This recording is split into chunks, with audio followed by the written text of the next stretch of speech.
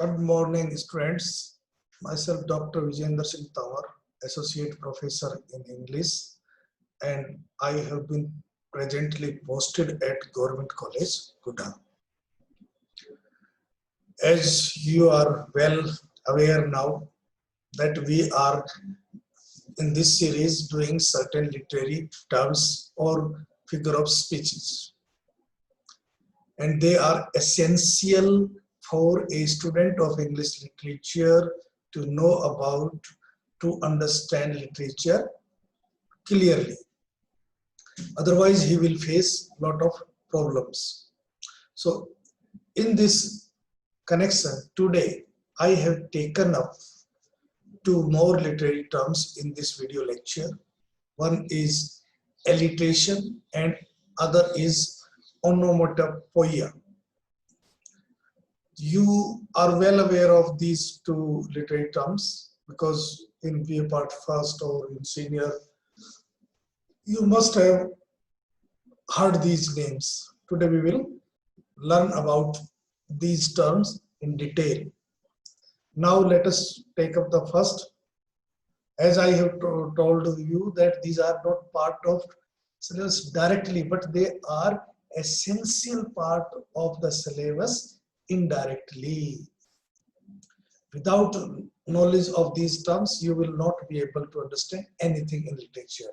So they are essential. So keep in view and try to understand them. Do not claim them. Do not try to just go through it. Just try to understand what I am saying about these terms. First is alliteration. As you know, alliteration is a figure of speech. What is figure of speech? Naturally, the same question.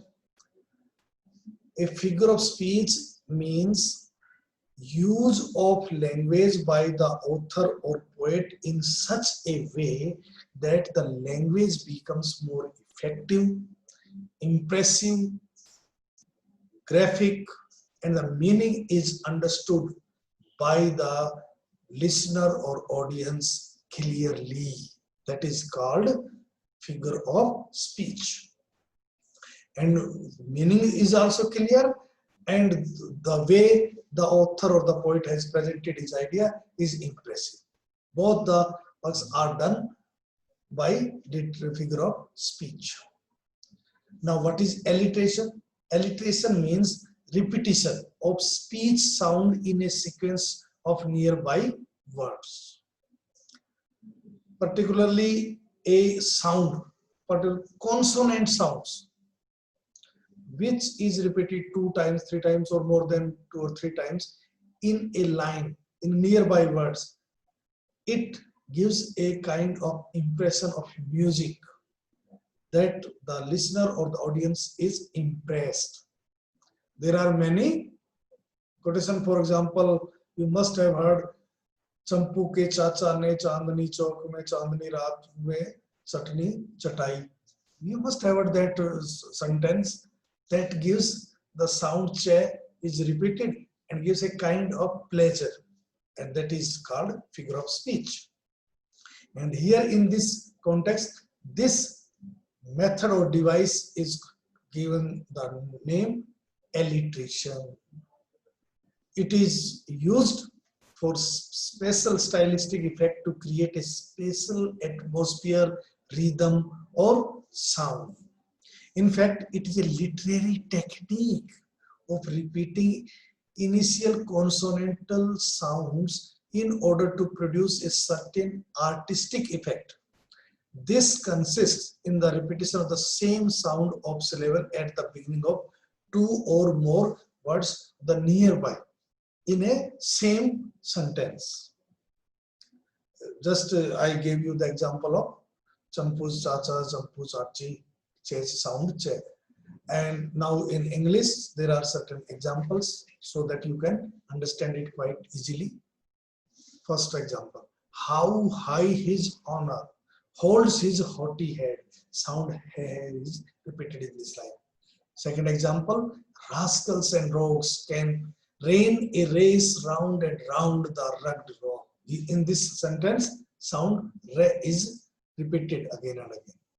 In the third example, the fair breeze blew, and the white foam flew, and the furrow followed free. In this sentence, sound fe is repeated again to create a rhythmic effect.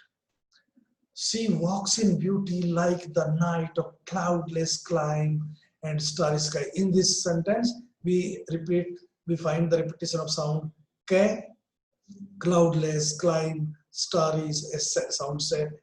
So these are the example of alliteration, and they make the language very impressive, effective. Listener is impressed by these use of sounds. As we know, the poet have made use of alliteration to decorate their language, to make it more vivid, pictorial, to increase its force and effectiveness, so that they can convey their meaning. They can communicate what they want to say in through their statement or their composition effectively. And we know by increasing the beauty of the language, the use of figure provides great aesthetic pleasure, satisfaction to the readers, and reader is impressed by the author, and he concentrate on it and gets the meaning understood easily.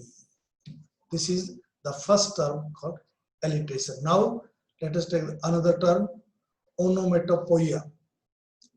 This is also a figure of speech. Figure of speech, again the same way, that is use of language in such a way by the author or poet that the language becomes more vivid, clear, graphic, and the meaning is understood by the listener or audience easily. Now, onomatopoeia pronounces onomatopoeia is defined as a word which imitates the natural sound of the thing. Means words convey their meaning itself. It creates a sound effect that mimics the thing described, making the description more expressive and interesting. For instance, saying the gushing stream flows in the forest is more meaningful description than just saying the stream flows in the forest.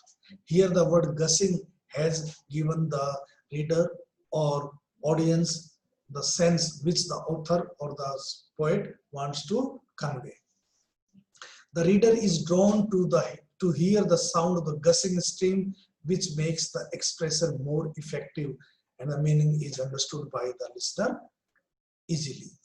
In addition to the sounds, they represent many onomatopoeic words which have been developed their meanings of their own. For example, the word whisper. Whisper not only represents the wispy or breathy sound of people talking quietly, but also describes the action of people talking quietly. Means whenever we see the word whisper, the image of this sound of whisper gives that people are talking in a very slow sound with each other. And these words, when appear before the eyes of the listener, audience or reader, a particular meaning is already conveyed to his brain by the sound of the word. And this is called onomatopoeic.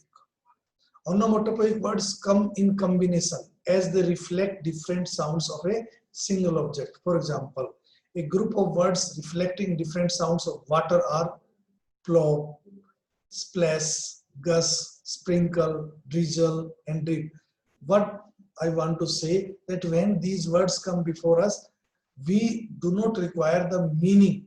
We understand what the poet wants to say. That is the sound of the words convey their meaning. Similarly, words like growl, giggle, grunt, murmur, blur, and chatter denote different kinds of human voice sounds.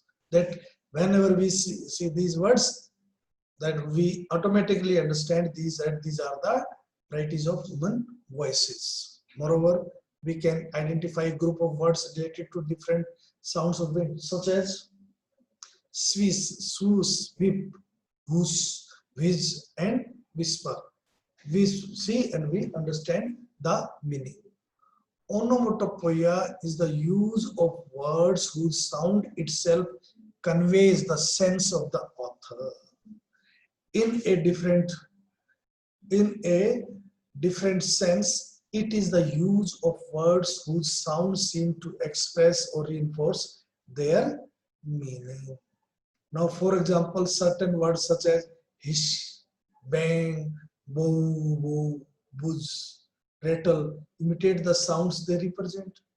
It is to be remembered that certain sounds bring to mind certain qualities, and thus these qualities are associated with these sounds.